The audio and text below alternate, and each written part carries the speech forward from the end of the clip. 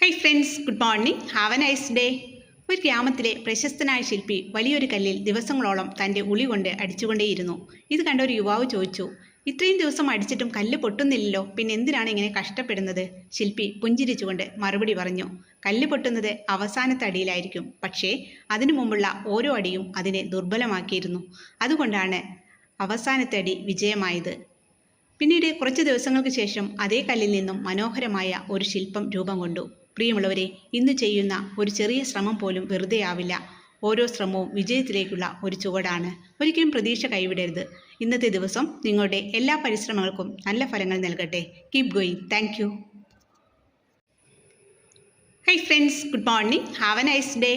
ഒരു ഗ്രാമത്തിലെ പ്രശസ്തനായ ശില്പി വലിയൊരു കല്ലിൽ ദിവസങ്ങളോളം തൻ്റെ ഉളി കൊണ്ട് അടിച്ചുകൊണ്ടേയിരുന്നു.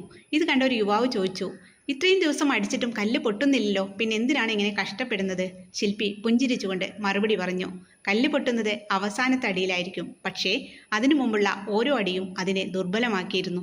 അതുകൊണ്ടാണ് അവസാനത്തെ അടി വിജയമായത്.